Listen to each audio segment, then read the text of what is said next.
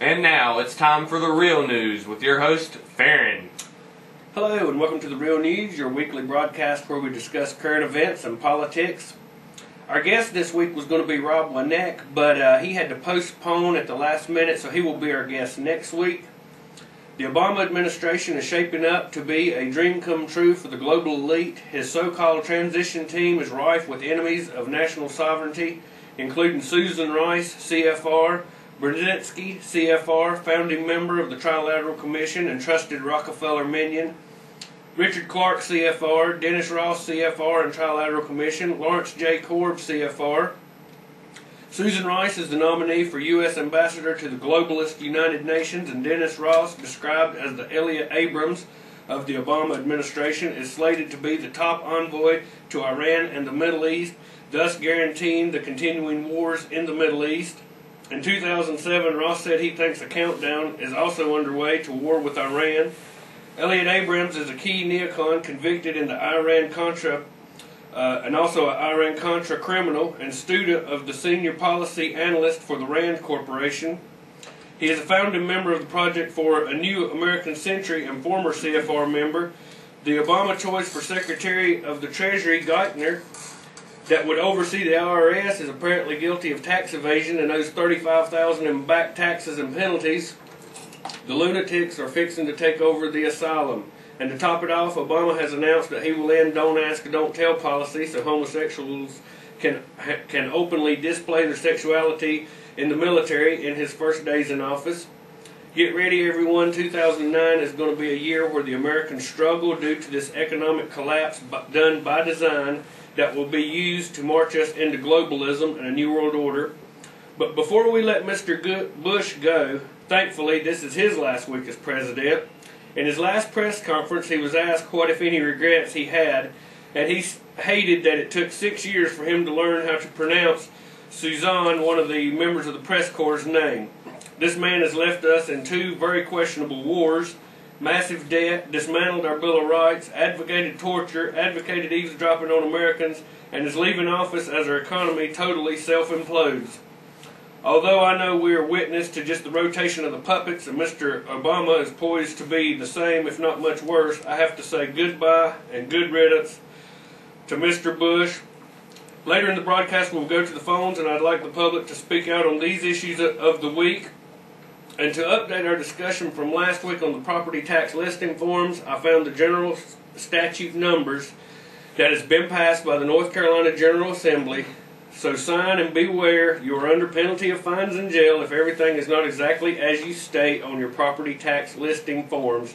You are forced to submit to the tax department. Brian, as we end the Bush administration, any thoughts before you lead us into our first news segment? Any thoughts on the end of the Bush era and the coming Obama administration and his globalist minions? Well, in some ways we're going to miss Mr. Bush for all the extraordinarily idiotic statements he would entertain us with practically on a daily basis. I mean, it will be nice to have someone in the White House who can actually articulate what his speech says in front of him. But at the same time, as you point out, Farron, just total tyranny. He's just going to be a puppet, CFR-filled cabinet. Timothy Geithner, the head of the New York Federal Reserve banking cartel, taking us towards a new world order and a new economic system. It's all part of this orchestrated collapse that we talk about here week after week after week. More shocking each week with the developments that happen, and of course they're asking for the rest of the bailout money. We're $8 trillion. We've thrown $8 trillion at our collapsing economy. The government is not the solution. The government is the problem.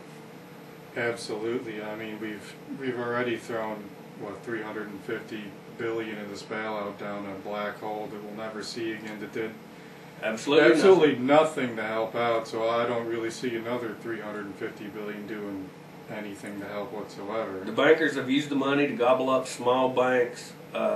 It's socialism in action. It hadn't helped John Doe that's underwater on his house, and the next $350 billion is not going to do any good. And a stimulus package, we can't stimulate ourselves out of this.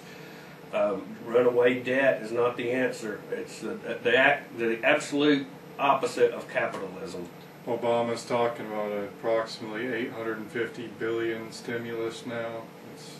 And we've got a 2009 budget that's already $1.2 trillion in the red. That'll put us $2 trillion in the red in 1 year. And since most Americans are becoming unemployed, where's the tax revenue going to come from just to pay the interest on this money? Unbelievable. We are in dire straits now, and unfortunately, my faith is mighty weak that Mr. Obama has the answers, because this is a implosion by design, and I think it's a march to a one world government to consolidate the power into fewer and fewer hands. Absolutely, and we look over some of the economic headlines from this week. Foreclosures soar 81% in 2008. Reuters, U.S. foreclosure activity jumped 81% in 2008, with 1 in every 54 households getting at least one filing notice. And this is in addition to the 225% increase in 2006. Der Spiegel, 135,000 British retail stores likely to go bankrupt this year. Nearly 2,000 retailers are already in bankruptcy proceedings in Britain. By year end, predicts credit researcher Experience, some 135,000 storefronts, 1 in 7 across Britain, may be vacant. Unbelievable. And back here, across the pond, Ohio TV, Ohio's unemployment compensation fund has run out of money. And yesterday, Circuit City to liquidate remaining U.S. stores. The nation's second biggest consumer electronics retailer said Friday it had run out of options and will be forced to liquidate 567 U.S. stores. The closures could send another 30,000 people into the ranks of the unemployed. And on that note, companies have lost 2.6 million jobs since December of 2007. That's just a 12-month cycle. That's unbelievable numbers. And they reported in December alone 524,000 jobs lost. And we need to reiterate and emphasize here that we haven't seen the full effects of this yet. When people are become unemployed now, they're going to stop spending, and that's of course going to affect future figures. Just a domino cycle. Absolutely. Washington Post Federal Reserve report indicates worsening collapse. Business conditions across a broad range of regions and industries have continued to deteriorate in recent weeks, according to a Federal Reserve report released yesterday. The Fed's Beige Book, a compilation of anecdotes about business activity around the country, bears out gloomy forecasts of a weak start to 2009. It said that across the country, retail and auto sales were weak, manufacturing activity kept falling, and banks remained reluctant to lend. If you're looking for something uplifting, you won't find it in the Beige Book, said Bernard Boomhall, an economist for the Outlook Group, a consultancy based in Princeton, New Jersey. And is a glimpse into our future. Farron's laughing because he can see the headline. Zimbabwe prints the $100 trillion note. Zimbabwe's bank has introduced a $100 trillion note in the face of hyperinflation that has paralyzed the economy. State media announced the plans for the new $100 trillion Zim dollar bill on Friday. The bank is introducing 3 other notes in trillion-dollar denominations of 10, 20, and 50. The move comes just a week after the printing of billion-dollar bills, which have been rendered too small.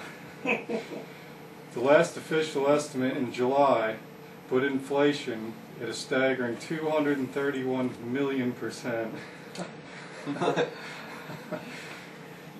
Can you do that you told me about what $1 trillion is coming out of an airplane?